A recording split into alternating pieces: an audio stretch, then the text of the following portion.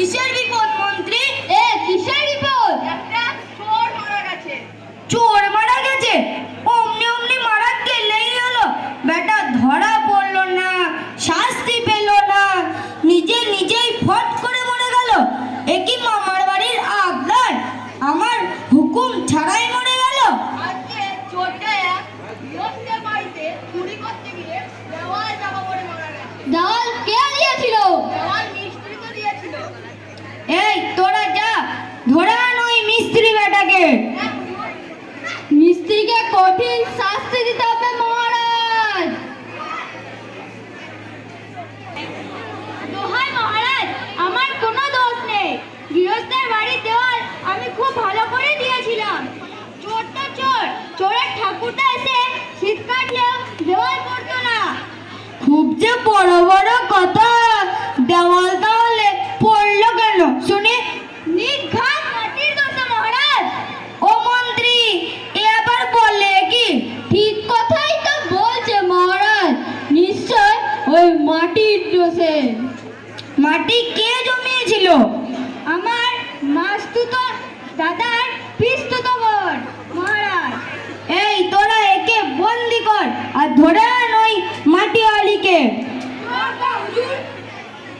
কাণ্ডটা এবার বুঝলেন মহারাজ, আপন বোন নয়, মাসুতো দাদার পিসতুতো বোন।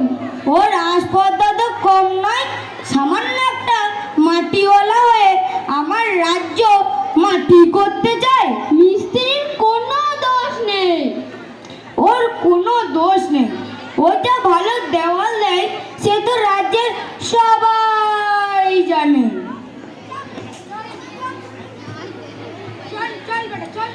এই যে বেটা পিসতুতো দাদার মাসতুতো বোন। না মহারাজ, মাসতুতো দাদার পিসতুতো বোন। তুই হতচ্ছাড়া, লোক ঠকাবার আর জায়গা পাস না, দেওয়ালে ভেজাল দিয়ে চোর খুন করিস। দোহাই মহারাজ, আমার কোনো দোষ নেই। কোনো দোষ নেই বললেই হবে? তোকে এবার জমের বাড়ি পাঠাচ্ছি। সত্যি আমি কিছু জানি না মহারাজ। 14 পুরুষ পরে আমরা মাটি জমাচ্ছি, কখনো কারি দেয়াল পড়েনি। তবে হ্যাঁ, কলসিতে যদি ফুটো থাকে, বেশি জল গড়ে গড়ে মাটি নরম হয়ে গিয়ে থাকে, তাহলে আমার কোনো দোষ নেই হুজুর। ও মন্ত্রী, এ আবার বলে কি? ঠিক কথাই তো বলছে। কলসিতে নিঘাত ফুটো ছিল, তা দিয়ে জল পড়ে পড়ে দেওয়ালের মাটি নরম হয়ে গেছে। ফুটো কলসি? কি সর্বনাশ! কে বানিয়েছিল ওই কলসি? আজকে কুমোর পাড়ায় গেল কুমোর।